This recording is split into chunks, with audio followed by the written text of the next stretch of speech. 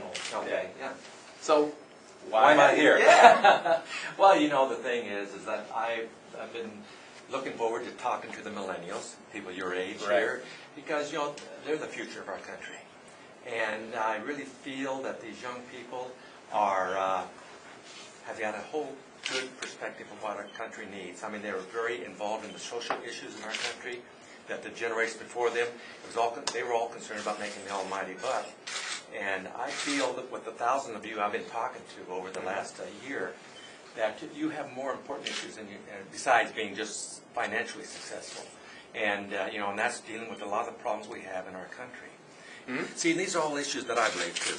I believe we got to start concentrating on the homeless here at home, the people that are downtrodden and are in need in our own country, and helping support them and lift them up. And we're too busy trying to pay for other countries. And a good example of this is the $50 billion that Barack plans on sending to the United Nations to support the poor in other countries. Now, when I was in Korea, and we supported orphanages over there. There was hundreds of orphanages in Korea, and so we would help support them. But America would send over thousands and thousands of dollars in food and supplies and money and all that, where you're going to be able to make these positive changes in our country. Right. Have you endorsed a candidate in this year's election? Well, you know, I was Mike Huckabee. I know, everyone knows. Yeah. And I really believed he had a vision for us. Yeah. And I'm, you know, I'm sorry that didn't happen. Right. So I was really watching the candidates very closely, trying to decide whether I was going to go with Barack Obama, John McCain, or Chuck Baldwin. You know? Yeah. And you should run. No, but anyway, watching them speak, what I was watching for in the candidates is when they're speaking, because they're talking from a prepared speech that a speechwriter has written for them. Right. So these are the words that are already written for them. So what I'm watching for are they speaking from the heart or are they speaking from the head? We got to bring the power back to the people. See, this is the thing that's frustrated me for years, is that the political leaders are dictating what we should do in our own country, what we the people should do. Right. And it should be us telling them what should be done.